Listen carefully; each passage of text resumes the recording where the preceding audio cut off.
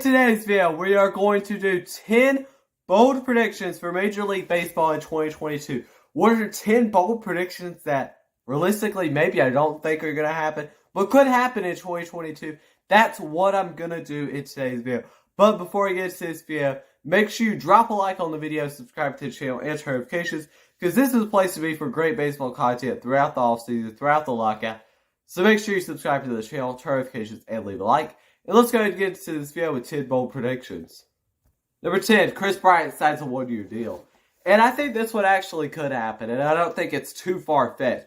Because the interest with Kris Bryant just hasn't been there too much so far. There definitely have been some teams interested, such as the Phillies, Rockies, and other teams have been pretty interested in Kris Bryant's services. But the Giants didn't want him back, and I don't know. I think that maybe he just signs a one-year prove-it deal, and maybe gets to next year's free agency and gets a much bigger contract, even though he did have a good season in 2021. I'm not sure why everybody's kind of down on Kris Bryant right now, but they're just kind of down on Kris Bryant, and I think he signs a one-year deal. I'm not exactly sure where he goes for a one-year deal, but, I mean, with a one-year deal, some teams definitely would be willing to take a chance. I'm sure the Blue Jays would be interested in somebody like Kris Bryant just for 1 year. Like, why not a one-year deal for Kris Bryant for a team that's pretty young? The White Sox even could look at somebody like Kris Bryant or somebody. There's definitely a lot of teams for a one-year deal that would be down to sign Kris Bryant. Next up at number 9 is Luis Castillo wins the NL Cy Young next year. I think this one isn't too far-fetched actually either. And that's because Luis Castillo had a absolutely fantastic second half of 2021. He definitely didn't have a good first half of 2021 at all. He was actually one of the worst pitchers in Major League Baseball in 2021 for the first half. And then in the second half was one of the best pitchers in baseball, which was pretty crazy from Luis Castillo. But if he can keep up what he did in the second half of the whole season, then I think that this is going to be somebody in Luis Castillo that is going to win a Cy Young next season. Next up at number 8 is Matt Chapman traded for a Nolan Arenado type package. I think this actually might happen. With the recent rumors that the Oakland Athletics are looking to tear down their team, are looking to just totally tear it down, start to rebuild, and with what they do, it does make sense that they start and go ahead and rebuild. And the Matt Chapman trade, I'm not exactly sure where Matt Chapman's going to be traded to. There's been Yankees rumors. There's been a couple different teams that have been rumored to get Matt Chapman. But I think that he does get traded for a Nolan Arenado type package. Am I sure where? No. I don't know exactly where he will get traded to. I can't predict that. I don't know. I'm sure there's a lot of teams that would be interested in Matt Chapman, but I don't know where. 7, the Dodgers signed Trevor Story. And I think this is actually not, I think this could happen. I think that Story might sign for a 1 or 2 year deal, a shorter deal, prove-it deal, sort of like what I said with Kris Bryant. I think that he could sign for a shorter term deal too. And the Los Angeles Dodgers fit that perfectly. They've already gave out some big contracts in the past to guys short term, aka Trevor Bauer, which they gave out a very dumb contract to him that's looking very dumb. But with the Dodgers, they always have money. They'll never go broke. Even as much money as they spend, they're already over the luxury tax. But I could see them going after a Trevor Story for 1 or 2 years, and replacing that Corey Seager thing, because we know that Carlos Gray definitely is not coming to the Dodgers. And I think that if there's been some Freddie Freeman rumors, I don't think they're going to get him. So I think that Trevor Story would be a good guy to go after. Next up is, at number 6, Juan Soto by the end of 2022, I think will by far be the best player in baseball. I think that he's going to prove that in 2022 to be the best player in baseball, because Soto has been so good for the Nationals, and he didn't really have a lot of prospect hype coming up. So I think that Juan Soto is really going to prove that, because I mean, he posted such a good season in 2021. 313 batting average, 29 home runs, 95 RBIs, a 465 on base percentage, a 534 slugging, and a 999 OPS. For this, seriously, I think that there's an argument to be made, and I can make this argument, that Juan Soto is already the best player in baseball. But I think Juan Soto by far is the best player in baseball at the end of 2022. Next up, going on to number 5, and that is going to be the Blue Jays make it to the 2022 MLB World Series. I think that the Blue Jays made a really good move signing Kevin Gausman. I think that they have one of the best starting rotations in all of Major League Baseball. I think you get some bullpen help. You bring in somebody like Kenley Jansen, Colin McHugh, Richard Rodriguez. You bring in a couple of those guys. You maybe even sign somebody like Kris Bryant to a one-year deal or something crazy. You are really looking good. Of course, they did lose Marcus Semien and Robbie Ray, but they replaced Robbie Ray and more with Kevin Gausman, I think. And I think realistically, Marcus Semien can be replaced, even though he did have an MVP type season in 2021. I think you bring in somebody like Kris Bryant, maybe for a one-year deal, and this team is looking crazy. And I think they already look crazy on paper. I think somebody's going to break out. I think maybe you give Kevin Biggio another chance, and maybe he does good.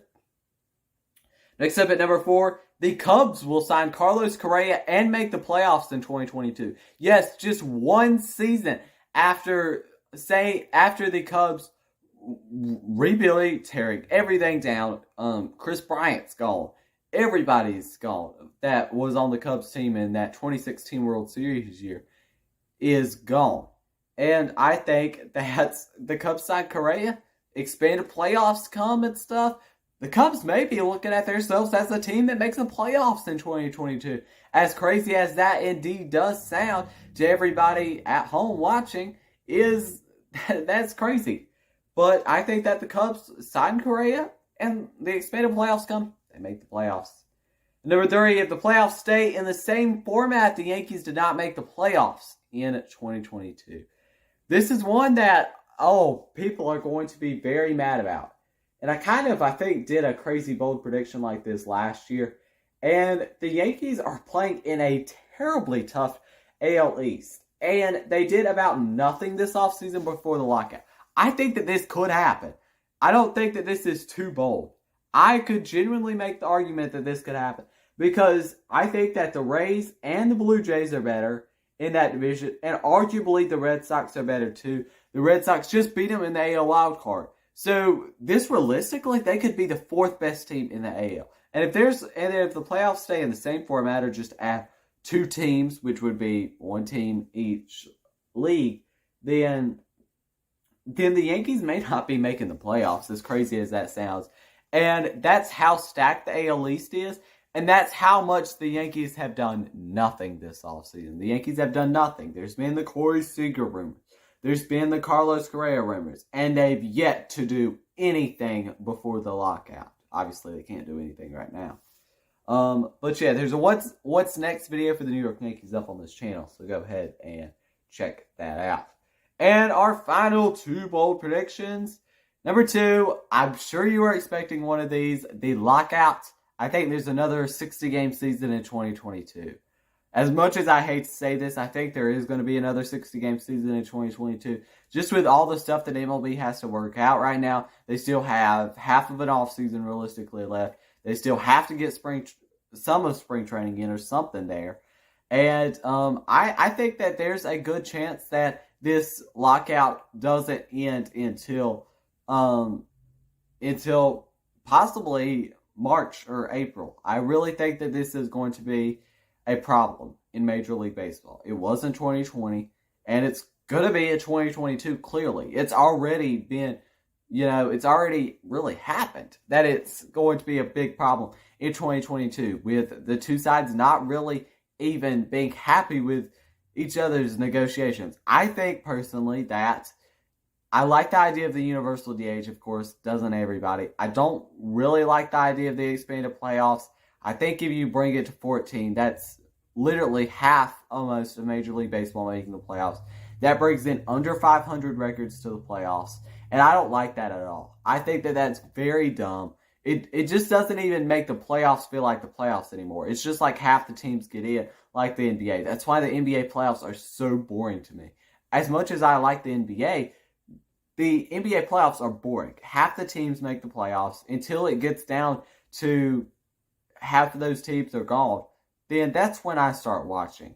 And obviously, we all on this channel are pretty big baseball fans. But realistically, we don't want to see half the teams in Major League Baseball in the playoffs. I don't. I know that for sure. I don't. A lot of it's money as well. The players want more money. They're already making a lot of money, a buttload of money. If you're somebody like Mike Trout, you're making a buttload of money, and you're asking for more money. I can understand the stuff about, getting the players up quicker, not manipulating their service time, such as the Cubs did with Kris Bryant and stuff. I can definitely understand where they're coming from there. That makes a lot of sense of where they're coming from there. But some of the stuff, I think that they can definitely agree on it. I don't think that what either side's asking for is too outrageous. I think that a lot of this stuff makes a lot of sense for both teams. Obviously, the owners are the stuff that was the expanded playoffs, the universal DH, the stuff just to get them more money. And the expanded playoffs, that's what's going to go into the owners' pockets. That's really what they're looking for, is what's going to go into their pockets, what's going to make the money. That's what they care about.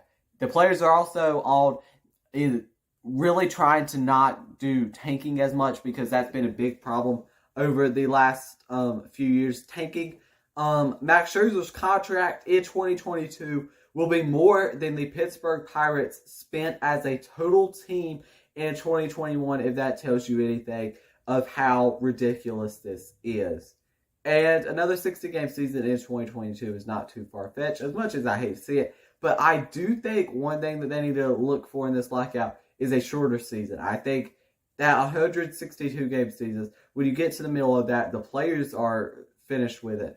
And the players are done with it, and the fans are starting to just, it's not the big time of the season. It's not the start of the season. It's it's just getting to not that important for a lot of fans. Us real baseball fans, not the casuals, will tune in for those games. But that's why the NBA and NFL are way more successful than Major League Baseball right now. That's because for the NFL, they have a 16-game season, or in this case, this year, a 17-week regular season, and they play once a week. I mean, they're on the air Sunday, Monday, and Thursday. Thursday and Monday, you have one game each, which is not crazy. And in an 82-game NBA season, that's not too outrageous either. And fans are going to be watching all through that 82-game season, and that's why the NBA is so popular, and that's why the NFL is so popular. And the MLB, I think, realistically, I think we could tune it down to maybe 120 games. I know that that's a lot shorter of games than we've been used to, but realistically, that just may be it. And the final bold prediction in today's video is the Braves repeat and win the World Series again. I know I'm going to get a lot of comments saying, oh, you're a Braves fan, of course you're going to say this. But realistically, I think a lot of people can prove that point, and I'm not the only one saying this. Acuna Jr. and Soroka are going to be coming back. Acuna is the best player, and Soroka is their best pitcher, arguably. And they both are going to be coming back, and they just won the World Series. Yes, they still could use Eddie Rosario and Jorge Soler back. But still, I think that the Braves can repeat and win the World Series again in 2022. I think that it's very possible. They also need to re-sign Freddie Freeman. That's a big thing there. They need to re-sign Freddie Freeman, of course, and just pay him the 6 years, 180, honestly. They finessed Ozzy Albies, Ronald Acuna out of contracts, and, I mean, obviously they're still paying them. They're paying them a lot less than they realistically would in market value. I mean, Acuna would probably get $300, $400 million in market value, but they're paying him like 10 years, $100 million, which is nothing for the production of Acuna. So yeah, that's going to be the end of today's video. If you enjoyed it, make sure you leave a like on this video, subscribe to the channel, and turn notifications, because it's the best place for great baseball content on YouTube throughout the off season. So yeah, and the lockout. So go ahead and subscribe, leave a like. Thank you for watching, and peace.